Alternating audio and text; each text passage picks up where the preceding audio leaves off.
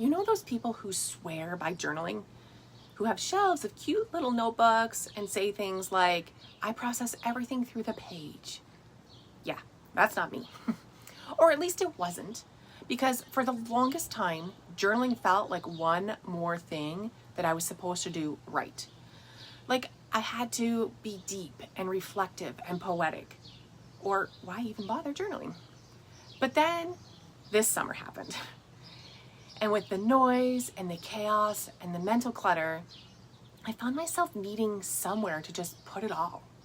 Not a novel, not a therapy session, just a place for it to land.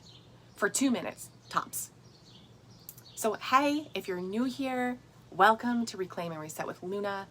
This is a space for tired but trying moms who feel like they want a little more for themselves.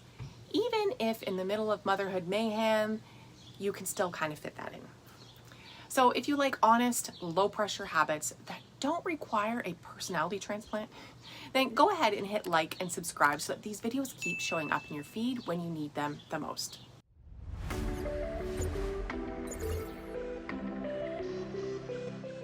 But okay, let's get back to talking about journaling. Or let's talk about uncomplicated journaling. Because I'm not here to tell you to write 5 pages before sunrise.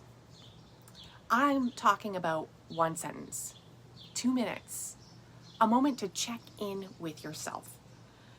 Because here's what I've learned is that journaling doesn't have to be done on a deep or emotional level, or it doesn't even have to be interesting.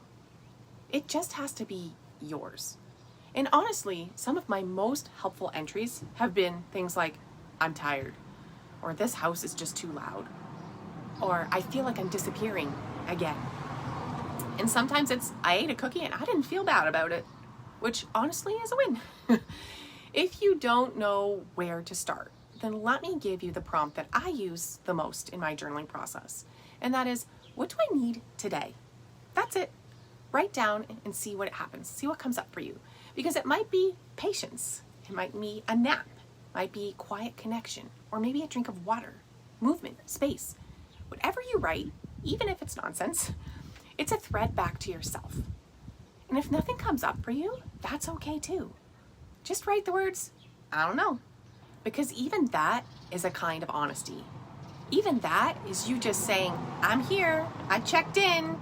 And just by even writing, I don't know, your brain is now thinking, what do I need? And it will stick with you throughout the day so that when it randomly comes to you, you can then take what you need. Whether it's asking for support from someone else, whether it's taking that nap, or whether it's a glass of your favorite chilled beverage of choice. But actually, let me ask you something. If you were to pause right now and answer that prompt, what do I need today? What would your answer be? Drop it in the comments. No pressure, no overthinking, no trying to outdo someone else in the comments. Just name the one thing your body, your mind, or your heart might be asking for. Even if it feels small or silly or totally obvious. And if you're wondering when to journal or how to remember to do it, tie it to something that you already do. So for me, it's become a part of my wind down routine in the evening. After I brush my teeth, before I scroll on Instagram, I keep a notebook next to my bed. I don't decorate it. I don't color code it. I just write a sentence or two and then close it. Other days, I'll do it in the morning when the house is still quiet-ish and my tea hasn't gone cold yet. It's not perfect or daily or even consistent all the time, but when I do it, I feel better. I feel more anchored. I feel more self-aware, less like I'm being pulled in a million directions by everyone else's needs. And here's the thing that actually surprised me. When I go back and read a few of those quick check-ins from the week, I can see the patterns in there. I can think, oh, that was a high energy day. Or, oh, wow, I was really depleted for a few days there. I wonder what was going on. Or, oh, that's the day that I snapped at everyone and I hadn't eaten or slept well the day before. It's like creating your own little emotional weather report. Not to judge yourself, but to understand yourself. You don't need a fancy system or a 5-step journaling framework. You just need a notebook or a phone notes app or even a Post-it note. Side note, I used to have these pretty journals that I was saving for journaling in, and I never used them. They felt too pretty to mess up if I wasn't going to commit to writing pages and pages like you see in the movies. So I gave them away as gifts, and I bought a regular Hilroy school notebook. And that shift alone changed things for me, because now I'm not afraid to get it messy. I'm not afraid to have days skipped. I'm not afraid to cross things out or even to tear pages out if I want to. But in any ways, you just need a notebook, any kind of notebook, or an index card or a Post-it note. You need 2 minutes, one check-in, one moment of reflection. That's enough. So here's your takeaway to carry into the rest of your day. You don't have to be a journaler to journal. You just have to pause, check in with yourself, and give your thoughts somewhere safe to land.